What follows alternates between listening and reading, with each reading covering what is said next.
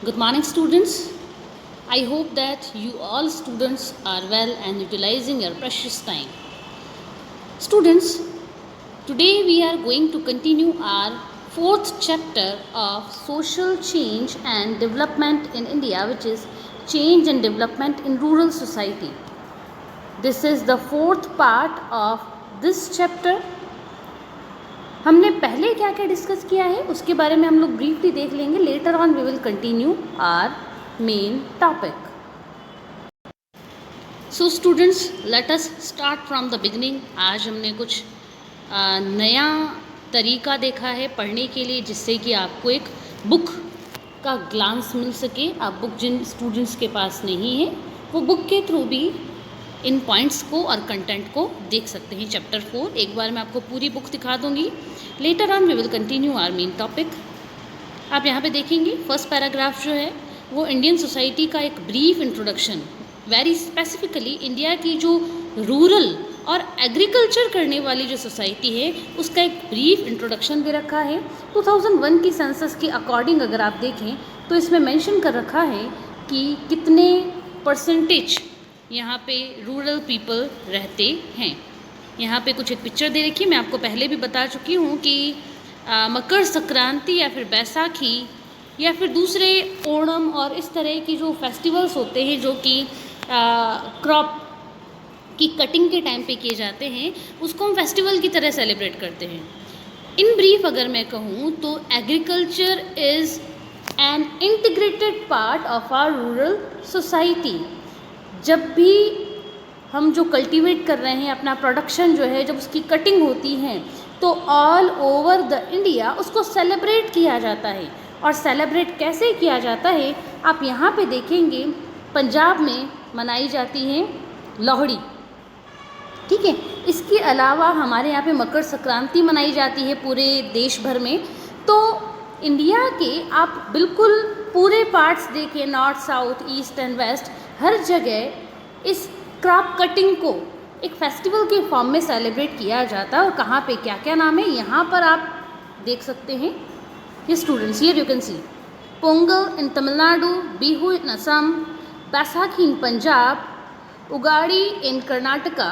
इस तरह के जो सेलिब्रेशंस हैं वो क्रॉप कटिंग के टाइम पे किए जाते हैं, जो कि ये शो करता है that again agriculture is an integral part of our rural society. फिर एग्रीकल्चर के बारे में कुछ एग्रीकल्चर की सिग्निफिकेंस के बारे में दे रखा है. As you can see here, agriculture is the single most important source of livelihood in the majority of rural population. Rural population की कैसे लाइवलीहुड का एक बहुत बड़ा सोर्स है. एक रूरल लाइफ कैसी होती है, एग्रीकल्चरल लाइफ कैसी होती है, वहाँ के लोग कैसे होते हैं, कास्ट का क्या यहाँ पे इशू है, इन सब चीज़ों को यहाँ पे डिस्कस किया गया है. मैं धीरे धीरे करके पेजेस कंटिन्यू कर रही हूँ. एग्रेरियन स्ट्रक्चर और caste and class in rural India के बारे में भी हम लोगों ने पढ़ा कि कैसे कास्ट और क्लास रूरल इंडिया में एग्जिस्ट करती हैं. और हमारा एग्रेरियन स्ट्रक्चर से आप ज़्यादा कंफ्यूज ना हो. 1 मार्क का कभी क्वेश्चन आ भी सकता है, what do you mean by agrarian structure. So don't be confuse students. Agrarian structure का मतलब सिर्फ इतना सी है कि जहाँ पर एग्रीकल्चर को as a source of livelihood माना जाता है और जहाँ पे एग्रीकल्चर पर डिपेंडेंसी बहुत ज़्यादा होती है, इसको अपन एग्रेरियन स्ट्रक्चर कहेंगे. That is enough for your 1 mark question. आगे बढ़ते हैं हम लोग. मैं आपको ये चीज़ें सारी बता चुकी हूँ कि विमेन कैसे एक्सक्लूड की जाती हैं फ्रॉम द प्रॉपर्टी राइट, ठीक है.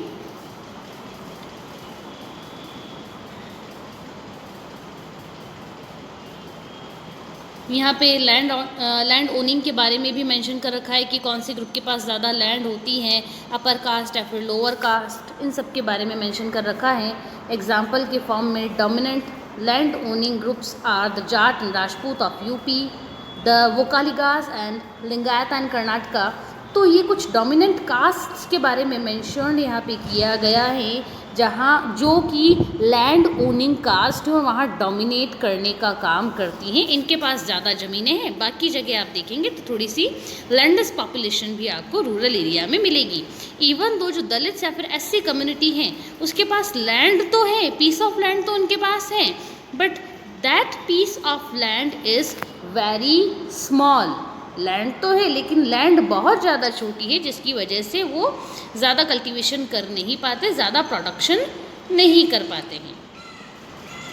ये भी हम लोगों ने डिस्कस किया था, the impacts of land reforms. Land reform कौन कौन से हुए थे, मैंने आपको पहले भी कहा। हिस्ट्री का आपका जो थर्ड पार्ट है उसका अगर आप फर्स्ट चैप्टर पढ़ते हैं तो आपको मालूम पड़ेगा कि कौन कौन से लैंड रिफॉर्म्स हुए थे।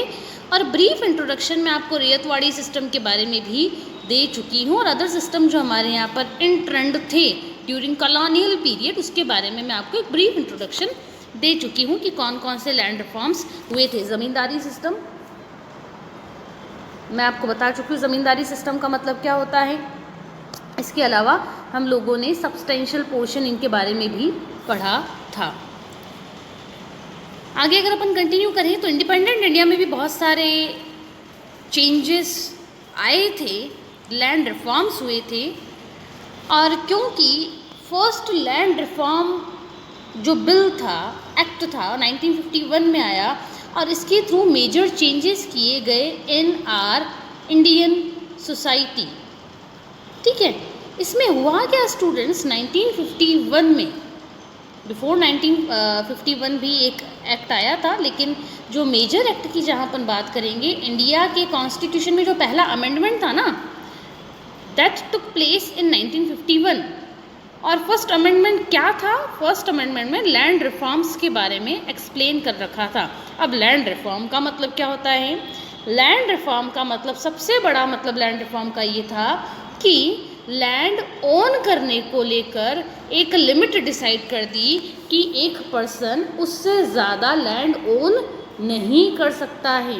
Hypothetically if we discuss about person A, जिसके पास बिफोर 1991 उसके पास 200 हेक्टेयर, ठीक है, 200 हेक्टेयर अगर उसके पास लैंड थी, तो हाइपोथेटिकली स्पीकिंग 1951 में इस लैंड ओन कि आप कितनी ज़मीन रख सकते हैं, कितनी प्रॉपर्टी आपके पास हो सकती है, इसकी एक अपर कैप लिमिट डिसाइड कर दी।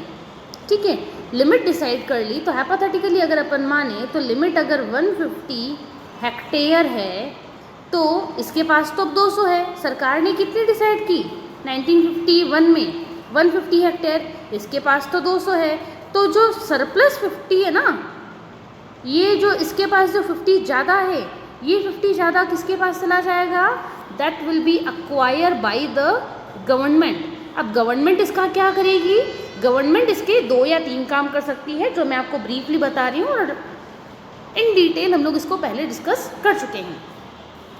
अब गवर्नमेंट के पास पर्सन ए की लैंड अगर आती है तो गवर्नमेंट या तो उस पर कम्युनिटी डेवलपमेंट प्रोग्राम चलाएगी, किसी भी तरह का पार्क बना दिया, मीन्स गार्डन बना दिया, हॉस्पिटल बना दिया, स्कूल बनवा दिया, कोई डिस्पेंसरी बनवा दी, इस तरह का काम करना। तो पहले तो कम्युनिटी वेलफेयर के लिए काम कर सकती है। दूसरा, गवर्नमेंट इसको जो लैंडलेस फार्मर हैं उसमें डिस्ट्रीब्यूट कर सकती है। ठीक है, एंड फाइनल पॉइंट इस, गवर्नमेंट उसको फ़िलहाल के लिए अपने पास भी रख सकती है, जिस पर कि वो लेटर ऑन कुछ काम करेगी। तो गवर्नमेंट कुछ भी कर सकती थी उस लैंड का। और ये सब हुआ क्यों, क्योंकि देखो होता क्या था कि ब्रिटिशर एरा में तो जो ज़मींदारी सिस्टम था ना, ये ज़मींदारी सिस्टम में क्या था, एक ज़मींदार जो होता था उसके पास तो गाँवों के गाँव होते थे, जबकि दूसरा एक फार्मर जो था वो कम्प्लीटली लैंडलेस रहता था। अब ये तो इनइक्वालिटी हुई। हमारा कॉन्स्टिट्यूशन तो इक्वालिटी की बात करता है, socio political and economic equality. Equality कैसे आएगी, यहाँ पर तो इक्वालिटी की पॉसिबिलिटी नहीं दिख रही, एक के पास तो गाँवों के गाँव और एक के पास कुछ नहीं। तो इस वजह से 1951 में हमारे कॉन्स्टिट्यूशन में फर्स्ट अमेंडमेंट हुआ। ठीक है, and through this first amendment हमारे कॉन्स्टिट्यूशन में पुअर्टी कम करने के लिए, पुअर्टी मिटिगेट करने के लिए और इक्वालिटी को प्रमोट करने के लिए प्रॉपर्टी सीजिंग की गई। आगे मैं आपको दिखाऊंगी प्रॉपर्टी सीजिंग। प्रॉपर्टी सीजिंग का मतलब यही होगा कि प्रॉपर्टी पर एक अपर कैप लगाना। आप लोग वन बाय वन देखते जाएंगे। The first important legislation was the abolition of ज़मींदारी system. ज़मींदारी system को ख़त्म कर दिया। जो खेती करेगा ज़मीन उसकी। ज़मींदारी सिस्टम में क्या होता था, एक ज़मींदार होता था, और ज़मींदार के पास पूरा गांव हुआ करता था और एक लैंडलेस फार्मर हुआ करता था, वो ज़मींदार की लैंड पे कल्टीवेशन करता था। कल्टीवेशन कौन कर रहा है? फार्मर कर रहा है, लेकिन वो चीज़ मिल किसको रही है? जो प्रोडक्शन है थोड़ा फार्मर रखेगा, बाकी सब किसको रिटर्न हो रहा है? ज़मींदार को। तो ज़मींदार ने कुछ किया भी नहीं, लेकिन फिर भी ज़मींदार के पास बहुत सारा प्रोडक्शन आ रहा है, which is very wrong and unethical. इस वजह से अबॉलिशन ऑफ ज़मींदारी सिस्टम में ये कहा गया कि अच्छा, इस लैंड को फार्मर ए कल्टीवेट कर रहा है, ठीक है, फार्मर ए कल्टीवेट कर रहा है ना, तो ये लैंड किसकी होगी? फार्मर ए की। इवन दो उसकी जो प्रॉपर्टी राइट्स जो थे वो ज़मींदार के पास थे, ज़मींदार को ख़त्म हो गई आपकी ज़मींदारी, अब ये प्रॉपर्टी आपकी नहीं है, जो खेती करेगा ज़मीन उसकी, सबसे पहला।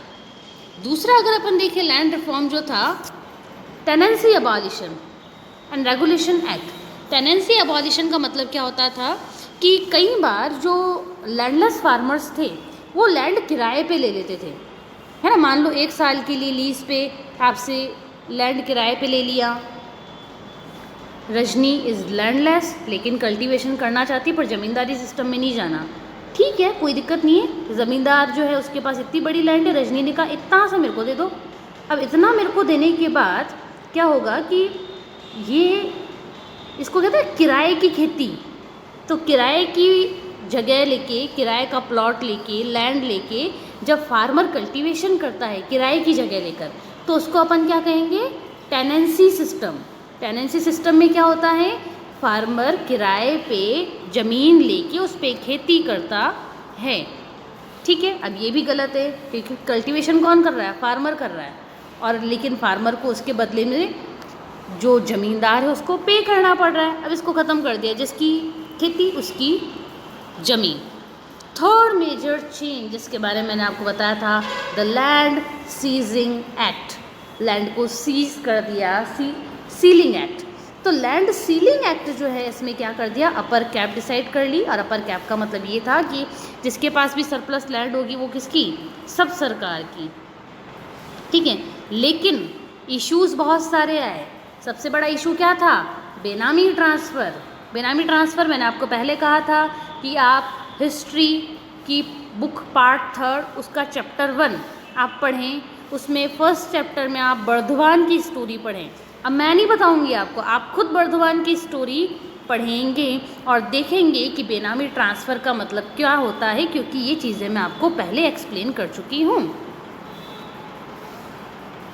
आगे बढ़ते हैं students. The green revolution and it's social consequences. Green revolution कब हुआ था, क्यों हुआ था, ये सारी चीज़ें मैं आपको पहले बता चुकी हूँ। इवन दो मैंने आपको एक बुक भी रिकमेंड की थी कि जब कभी आपको टाइम मिले, जब कभी आपको इंडिया का थोड़ा सा पॉलिटिकल सिस्टम और इंटरनल पॉलिटिक्स समझने का कभी मन करे, कभी बियॉन्ड योर सिलेबाई कुछ पढ़ने का मन करे, तो आप वो बुक ज़रूर पढ़ें। बुक का नाम भारत विकास से रिलेटेड था, और अगर आप चाहते हैं तो मैं आपको बुक का लिंक कमेंट बॉक्स में सेंड कर दूंगी, जहाँ से आप बुक डाउनलोड कर सकते हैं। ग्रीन रेवोल्यूशन के बारे में इन डिटेल हम लोग डिस्कस नहीं करेंगे, क्योंकि आपको मालूम है डिस्कशन करने बैठे तो हम लोग उस पर बहुत ज़्यादा आगे बढ़ेंगे। अगर आप ग्रीन रेवोल्यूशन के बारे में जानना चाहते हैं तो past video part 3 of this chapter आप वो वीडियो देखिए, बहुत अच्छे से मैंने ग्रीन रेवोल्यूशन उसमें एक्सप्लेन कर रखा है। और फिर भी अगर आपको कोई डाउट है then you can contact me directly. Briefly Green Revolution में मैं इतना से बता दूं कि जो फूड ग्रेन्स इंडिया पहले इंपोर्ट करता था सिंस इंडिपेंडेंस टू 1967, वो हमारी dependency on import of food grains कम हो गई, और इंडिया ने इंडिजिनस लेवल पर, डोमेस्टिक लेवल पर फूड ग्रेन्स का प्रोडक्शन करना स्टार्ट कर दिया। और फूड ग्रेन्स का प्रोडक्शन इस लेवल तक इंक्रीज़ हुआ ड्यूरिंग दिस ग्रीन रेवोल्यूशन की पूरा वर्ल्ड देखने लग गया कि ये क्या हो गया, क्योंकि मोर देन 50% हमारी एग्रीकल्चरल प्रोडक्शन में इंक्रीमेंट देखने को मिला। लेकिन हाँ, ग्रीन रेवोल्यूशन के कुछ डीमेरिट्स भी रही और बैड कॉन्सिक्वेंसेस भी ग्रीन रेवोल्यूशन के रहे। Transformation in rural society after independence. Independence के बाद हमारी रूरल सोसाइटी में क्या क्या ट्रांसफॉर्मेशन, जिसको अपन चेंज कहते हैं, change in rural society after independence, मैं ये भी डिस्कस कर चुकी हूँ आपके साथ, जिसमें हम लोगों ने डिस्कस किया था कि कैसे आज भी इनइक्वालिटी बनी हुई है और थोड़ा बहुत लोगों के पास राइट्स भी मिले हैं। यहाँ आप देखेंगे the overall outcome of these efforts and rural development was not only transform the rural economy, agriculture, but also the agrarian structure in rural society itself। ये पैरा आप पढ़ें और देखें कि कैसे ये जो भी एफर्ट्स किए गए थे डेवलपमेंट के, रूरल डेवलपमेंट के, सबका साथ सबका विकास के जो एफर्ट्स किए गए थे सिंस इंडिपेंडेंस, उसकी वजह से ना सिर्फ हमारी जो रूरल सोसाइटी का डेवलपमेंट हुआ है बल्कि उसका ट्रांसफॉर्मेशन भी हुआ, उसकी इकोनॉमी का ट्रांसफॉर्मेशन हुआ है। इकोनॉमी का ट्रांसफॉर्मेशन कैसे हुआ है कि जो रूरल सोसाइटी पहले बहुत ज़्यादा डिपेंड करती थी on agriculture and traditional system of cultivation, वो रूरल सोसाइटी में आज ट्रांसफॉर्मेशन हो रहा है। ये पिक्चर आप देख सकते हैं, पहले इस तरह की पिक्चर्स आपको देखने को नहीं मिलती थी, जहाँ कुछ मशीन्स आ चुकी हैं, लेकिन हाँ अब क्योंकि धीरे धीरे करके डेवलपमेंट हो रहा है तो फार्मर्स अपने हिसाब से काम करने लगे हैं। ये ब्लेसिंग ऑफ टेक्नोलॉजी जो मिली है रूरल सोसाइटी को, इसका उनको बेनिफिट मिला। यहाँ आप देखेंगे किस तरह से मशीनरीज आपको यहाँ पे देखने को मिल रही है कि रूरल सोसाइटी में भी कंस्ट्रक्शन वर्क स्टार्ट हुआ है, जो कि पहले रूरल सोसाइटी कम्प्लीटली डिपेंडेंट रहती थी ऑन एग्रीकल्चर। आगे अगर अपन कंटिन्यू करें तो ये भी बताया था कि अपलिफ्टमेंट भी हुआ ही है रूरल सोसाइटी में। और केरला में अगर आप जाके देखें तो उन लोगों का घर, केरला एक फार्मर, एक विलेज का फार्मर, उसका घर ऐसा है, देखने पर लगता है ना कि बहुत अच्छा घर है, किसी बड़े एलीट पर्सन का घर होगा, किसानों के तो ऐसे घर कहाँ। लेकिन केरला का फार्मर इतना ज़्यादा अपलिफ्ट कर गया है कि उसका लाइफ स्टैंडर्ड, लिविंग स्टैंडर्ड जो है वो इंक्रीज़ हुआ है। स्टूडेंट्स, आज का हमारा जो टॉपिक है, अभी तक तो मैंने आपको रिवीजन करवाया था क्योंकि 1 मंथ का जो समर ब्रेक आपको रहा है उससे थोड़ा सा आपको रिफ़्रेश करने की, रीबूट करने की रिक्वायरमेंट थी, इसलिए मैंने आपको रिवीजन करवा दिया। Today we are going to start about circulation of labour. अब स्टूडेंट्स, सर्कुलेशन ऑफ लेबर ये पहले तो एक इशू था ही, लेकिन पब्लिक स्फेयर में, पब्लिक डोमेन में कि हर आम और ख़ास आदमी इस सर्कुलेशन ऑफ लेबर के बारे में सोचे। सर्कुलेशन ऑफ लेबर के बारे में ब्रीफली अगर मैं आपको बताऊं कि 1 वर्ड में सर्कुलेशन ऑफ लेबर को आप क्या कहेंगे, then circulation of labour means migration of labourers, migration of labourers in the search of job and better living standard। आ रही है बात समझ में? Migration of laborers in search of job and better living standard। ये issue पहले तो हम लोग बुक में पढ़ते आ रहे थे, लेकिन ड्यूरिंग दिस पेंडेमिक पीरियड ये circulation and migration of labourers and their living condition, why they migrate from one to another area, ये बहुत सारे इश्यूज थे, बहुत वर्स्ट स्टोरीज हमको देखने को मिली कि आज माइग्रेंट लेबरर्स की कंडीशन क्या, क्यों और कैसे है। अगर इस सर्कुलेशन ऑफ लेबर के बारे में आप पढ़ना चाहते हैं तो आपको थियोरेटिकल नॉलेज जो है वो तो बुक में मिल जाएगा, but if you want to know about the practical life of migrant labourers तो आप 2-3 महीने पुरानी आप न्यूज़ चैनल्स की, न्यूज़पेपर्स की रिपोर्ट्स देखें, उनकी स्पेशल स्टोरीज़ देखें। हर जगह आपको माइग्रेंट लेबरर्स मिलेंगे। हम लोगों ने खुद ने देखा है कि कितनी बुरी कंडीशन थी। लोग जो लेबरर्स हैं जिनके वहाँ पे रूरल एरिया से अर्बन एरिया में जो माइग्रेट करते हैं in the search of job and better living standard, 1500 kilometre 1600 kilometre दूर से अपने गांव को छोड़ के वो लोग शहरों में आते हैं ताकि उनको एक जॉब और अच्छी लाइफ मिल सके। और उनके साथ इस बार हुआ क्या कि उनको वापस शहरों से अपने गांव की ओर पैदल जाना पड़ा 1500-1600 किलोमीटर। उनकी कंडीशन वास्तव में स्टूडेंट्स ऐसी थी जो कि आपको, मुझे और पूरे वर्ल्ड को, पूरी ह्यूमैनिटी को एक बार इस पूरे इशू को रिव्यू करने के बारे में सोचती है कि हमने ऊपर जो बात कही थी ना, डेवलपमेंट, रूरल डेवलपमेंट, ये रूरल डेवलपमेंट क्या वास्तव में हुआ भी है या नहीं। इसी के बारे में थियोरेटिकल नॉलेज तो मुझे देना ही है, तो थियोरेटिकल नॉलेज के बारे में अपन देखते हैं एग्ज़ाम पॉइंट ऑफ व्यू से क्या क्या चीज़ें इंपॉर्टेंट हैं और क्या आपकी बुक कवर करती हैं। One by one we will discuss about all these things. So students, labourers के कुछ टाइप्स के बारे में हम लोग पढ़ेंगे, तभी हमको मालूम पड़ पाएगा कि इनका सर्कुलेशन, कौन कौन से लेबरर्स का सर्कुलेशन होता है। अब students, as you can see here, commercialization of agriculture has been the growth of migrant agricultural laborers। जब एग्रीकल्चरल प्रोडक्ट्स का कॉमर्शियलाइजेशन हो गया, कॉमर्शियलाइजेशन का मतलब क्या होता है, देखो student, there are two concepts, एक तो substantial, one is substantial, another is commercialization. Substantial का मतलब क्या होता है, इट मीन्स अगर आप प्रोड्यूस कर रहे हो, खेती कर रहे हो और वो आप अपने कंजप्शन के लिए ही खेती कर रहे हो, then this will be called और नोन एज सब्सटेंशियल। आप बेचने के लिए खेती नहीं कर रहे हैं, लेकिन जब आप खेती करते हैं और आपके खेती करने का, आपका एग्रीकल्चर करने का जो बेसिक मोटिव, ऑब्जेक्टिव, पर्पस है, that is to earn money. कुछ बेचने के लिए जब आप खेती करते हैं तो उसको अपन क्या कहेंगे, कॉमर्शियलाइजेशन। अब एग्रीकल्चर का भी कॉमर्शियलाइजेशन हो गया है। कैसे कॉमर्शियलाइजेशन हुआ है, एक बात यूँ समझें, आज की डेट में लोग कॉटन प्रोड्यूस करते हैं, सबकी सब कॉटन खुद थोड़ी यूज़ करते हैं, वो फिर क्या करते हैं, कॉटन को सेल करते हैं, फिर उस कॉटन से वो दूसरा रॉ मटेरियल बनता है, स्पिनिंग होती है, वो दूसरा पूरा काम करके उसका बनता है क्लोथ। तो कॉटन का क्या हो गया, क्योंकि कॉटन बिकती है, लोग खरीदते हैं, तो कॉटन का कॉमर्शियलाइजेशन हो गया। वैसे ही दूसरी चीज़ें, फ्रूट्स हो गए या फिर जितनी भी फ्लावर्स हैं, सब चीज़ों का कॉमर्शियलाइजेशन हो चुका है ना। आज की डेट में जो भी एग्रीकल्चरल प्रोडक्ट्स हैं, उन सारी चीज़ों का कॉमर्शियलाइजेशन है।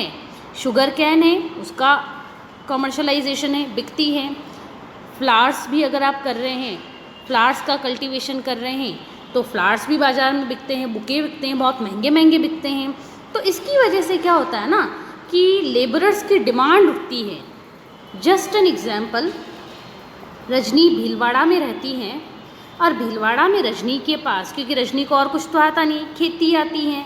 अब खेती के अलावा मुझे कुछ आता नहीं और भीलवाड़ा में खेती या फिर एग्रीकल्चरल वर्कर्स की इतनी ज़्यादा डिमांड नहीं है। अब यहाँ पे जो काम मुझे आता है उसकी इतनी डिमांड नहीं है, तो मैं क्या करूँगी, मैं राजसमंद चली जाऊँगी। भीलवाड़ा का नेबरिंग एरिया राजसमंद है, ठीक है, राजसमंद चली जाऊँगी।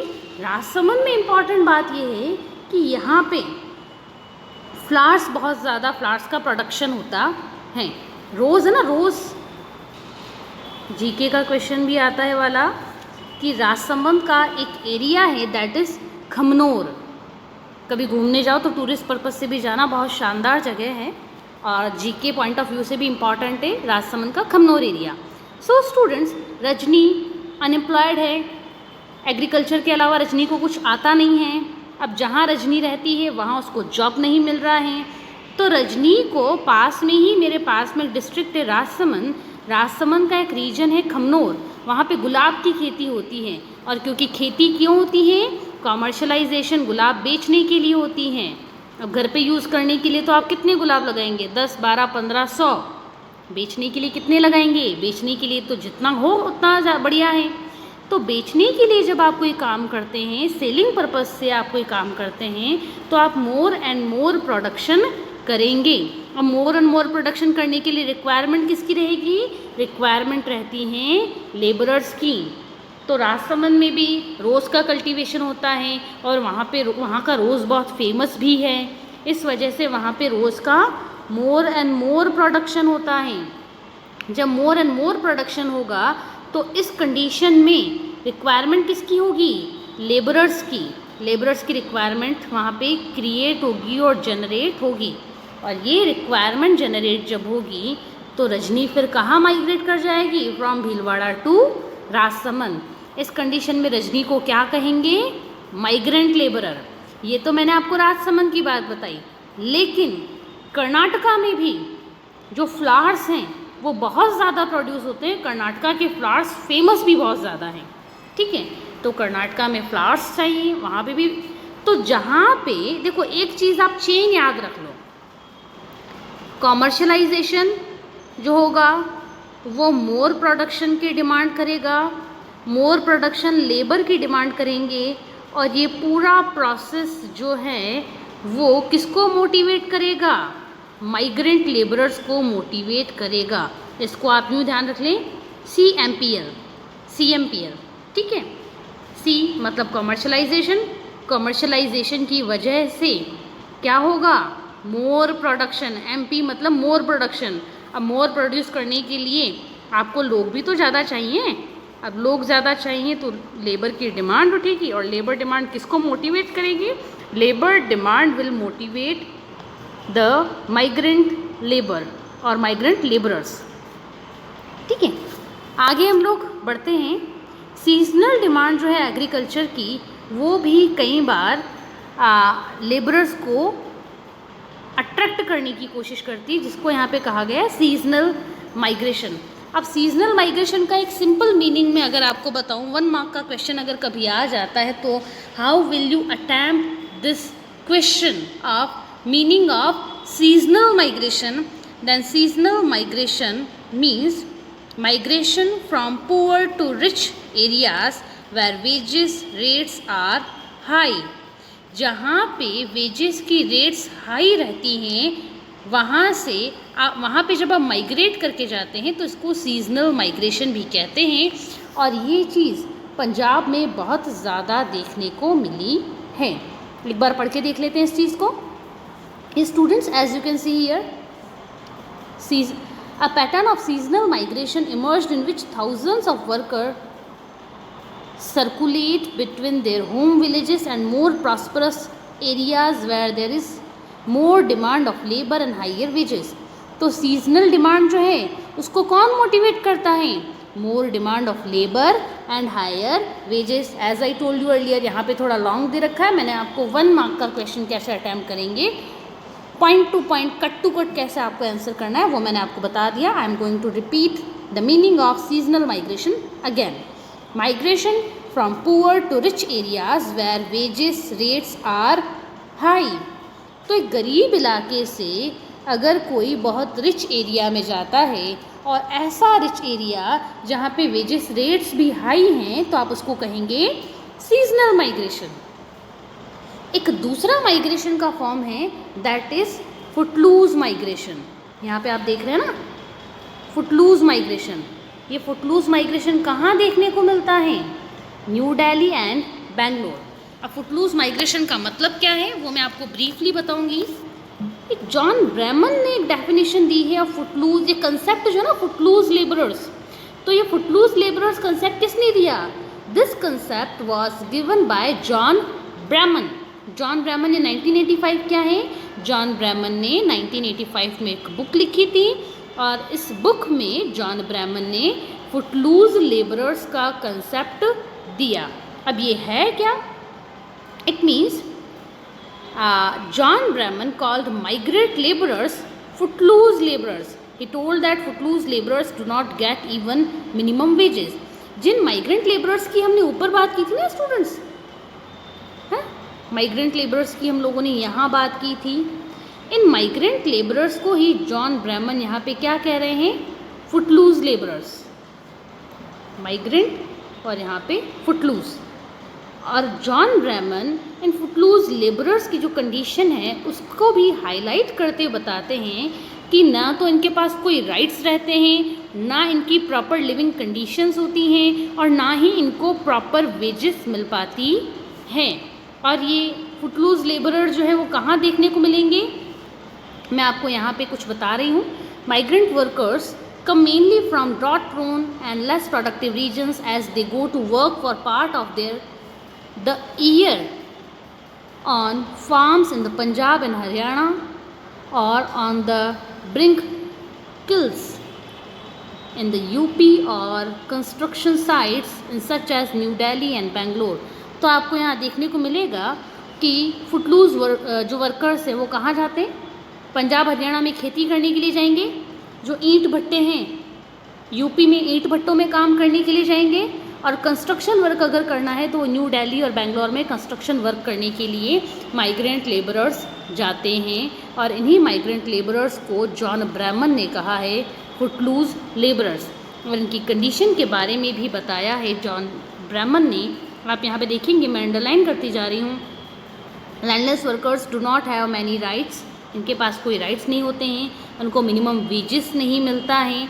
और जो वेल्दी फार्मर्स हैं वो इन जो फुटलूज लेबरर्स हैं उनका बहुत ज़्यादा एक्सप्लॉइटेशन करते हैं।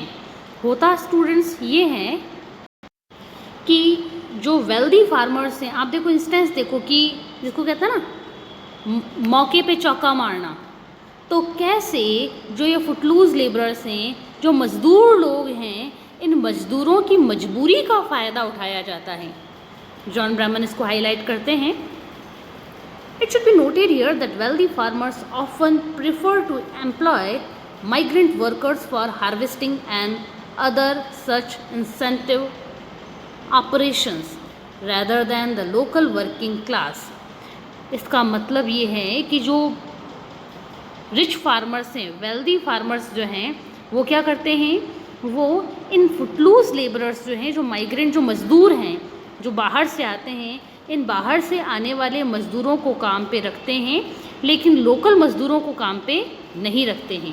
क्यों लोकल मज़दूरों को काम पे नहीं रखते? रीज़न है कि बाहर से अगर कोई बंदा काम करने आया है तो उसका आप कितना ही एक्सप्लॉइटेशन करोगे, कम वेजेस भी दे दो, तो बाहर वाला क्योंकि उसके पास पहले ही काम नहीं है ना, तो वो कोई रेजिस्ट नहीं करेगा, रिवॉल्ट नहीं करेगा। जबकि यहाँ वाले को अगर आप काम पे रखते हो, लोकल पर्सन को काम पे रखते हो, तो पूरी पॉसिबिलिटी है कि वो काम छोड़ के चला जाए। हाइपोथेटिकली आप यूँ समझें, रजनी असम में रहती थी, ठीक है, असम में मेरे पास कोई काम नहीं था, असम से माइग्रेट होके रजनी कंस्ट्रक्शन वर्क के लिए कहाँ आ गई?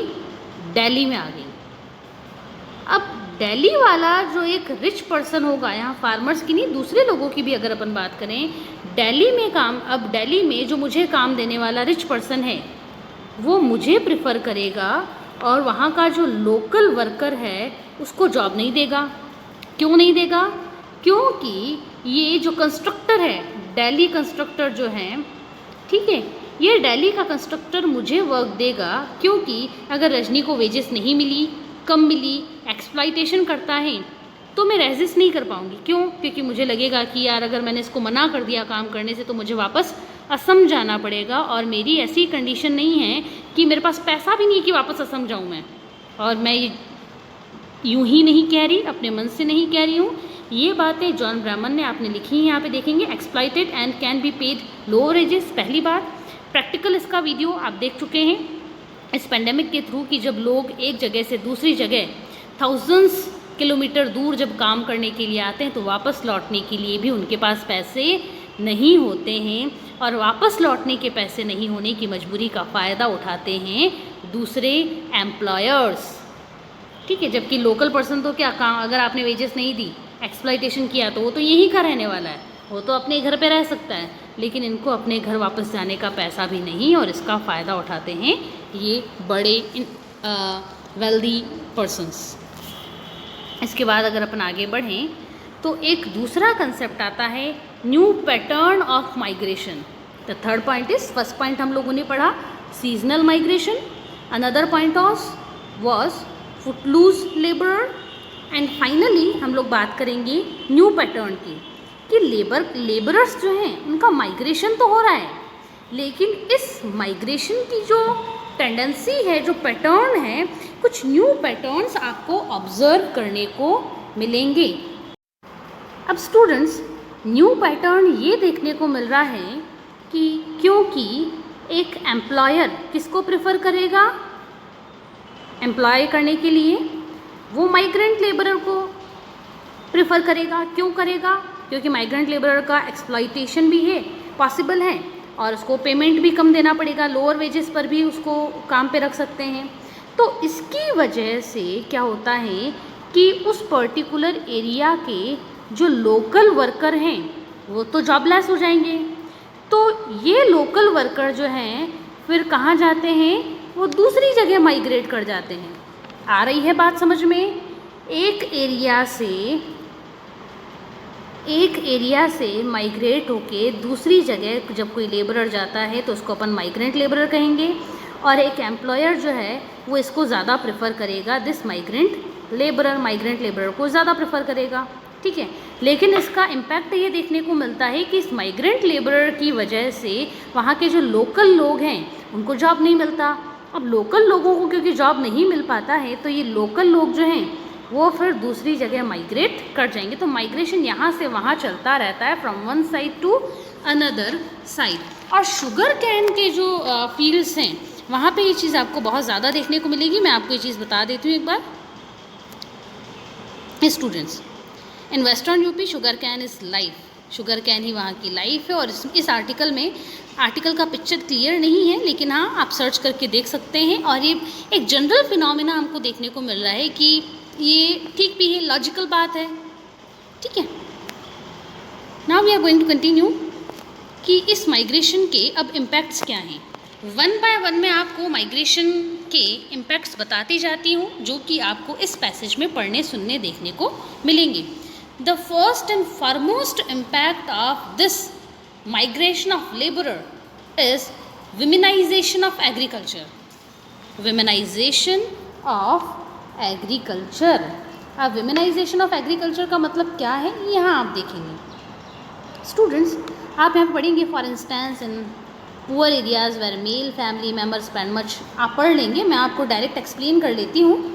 स्टूडेंट्स, जब मेल पर्सन जो है वो माइग्रेट करके अदर स्टेट चला गया, ठीक है, मेल गए हैं फीमेल नहीं गई हैं, तो यहाँ पे जो घर है उनका, ठीक है, तो इस घर में तो फीमेल रहेंगी प्लस उनके चाइल्ड रहेंगे। ठीक है, ये बंदा तो माइग्रेट कर गया अनदर स्टेट, लेकिन घर पे तो सब लोग हैं ना, बाल बच्चे सब लोग हैं घर पे। अब क्या होता है कि बंदा तो गया दूसरी जगह, अब इनकी खुद की जो छोटी सी लैंड थी उस पर कल्टीवेशन कौन करेगा? उस पर कल्टीवेशन करने के लिए फिर क्या होता है, लेडीज़ जो हैं वो कल्टीवेट करने जाती हैं अपनी खेतों पर, और इसी फिनोमिना को कहा गया है विमेनाइजेशन ऑफ एग्रीकल्चर। मैं वापस आपको बता देती हूँ एक बात। For instance, wait a minute, yes, for instance in poor areas where male family members spend much of the year working outside of their villages, cultivation has become primarily a female task। जब घर के जो mail हैं, हाँ, जो male community of any house है वो much of the year अगर आउटसाइड स्पेंड करती हैं तो कल्टीवेशन किसका वर्क बन जाएगा? Female. Cultivation has become primarily a female task, और इसी को अपन क्या कहेंगे? Feminization of agricultural labour force. Feminization of agricultural labour force, जिसको आप फेमिनाइजेशन ऑफ लेबरर भी कह सकते हैं। Next point is inequal wages for man and women. ये आप लोगों को मालूम ही होगा कि मैन एंड वुमेन के लिए इनइक्वल वेजेस होती हैं। आप लोगों को कभी भी एक्सपेरिमेंट करना हो तो आपके यहाँ पे जो भी कंस्ट्रक्शन वर्क चल रहा है ना, 11th क्लास के जो स्टूडेंट्स पिछले साल शुरू में ही आ गए थे, उनके साथ हम लोगों ने बहुत अच्छा एक छोटा सा सर्वे किया था जिसमें मालूम पड़ा था कि कंस्ट्रक्शन साइट पे अगर आप कहीं जाएं तो आप देखेंगे कि एक मेल और फीमेल भले दोनों एक ही काम कर रहे हों, लेकिन मेल को 700 मिलेंगे और फीमेल को 500 रुपीज़ पे किया जाता है at the construction site, even though उनका काम सेम है। सेम चीज़ यहाँ पे भी फॉलो होती है। मेल और फीमेल भले दोनों का काम सेम है, लेकिन दोनों को मिलने वाली वेजेस और पेमेंट में एक डिफरेंस देखने को मिलेगा। ये मैं नहीं कह रही हूँ, आप चाहें तो आप खुद भी कभी अपने आसपास जब भी कोई कंस्ट्रक्शन वर्क हो, आप वहाँ जाके एक बार पूछें, उनसे बात करें, लेबरर से, वर्कर से, कि आपको कितनी वेजेस मिलती है और आपको वहाँ पे जेंडर बेसिस एक डिस्पैरिटी देखने को मिलेगी।